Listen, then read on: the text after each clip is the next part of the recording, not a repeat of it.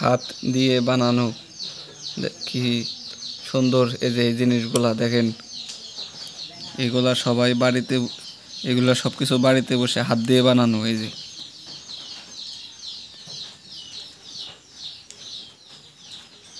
দেখছেন কি সুন্দর প্রতিভা। নাম প্রকাশে অনিচ্ছুক, তাই নামটা প্রকাশ করলাম না। এই যে দেখেন বাড়িতে বসে বসে বানিয়েছে, কি সুন্দর দেখা যায়। এগুলা ঘরের ড্রেসিং টেবিল কিংবা কম্পিউটার টেবিলের উপরে বা অন্য কোনো জায়গায় রেখে দেওয়া যাবে সাজানোর জন্য। এই যে দেখেন কি সুন্দর লাগছে এই জিনিসগুলা। এগুলোর মধ্যে একটু লাইটিং দিয়ে দিলে আরও সুন্দর লাগবে। বিশেষ করে যে এই বোতলটার ভিতরে, এটার ভিতরে লাইট দিয়ে, অন্ধকারে লাইট দিলে ছোট যে বাতি আছে লাইটিং, ওইগুলা হাত দিয়ে বানানো। দেখেন কি সুন্দর দেখা যাচ্ছে। এগুলা সব হাত দিয়ে রং করা, মনে হচ্ছে যে টাইপিং করা এই লেখাগুলা। এই যে দেখেন সবগুলো যে নরম ফোমের মতো।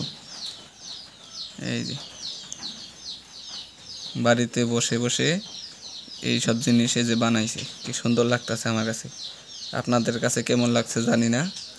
দেখেন এইগুলা অনেক চমৎকার। এই যে সবগুলা একসাথে করি, দেখেন কি সুন্দর লাগে। এই যে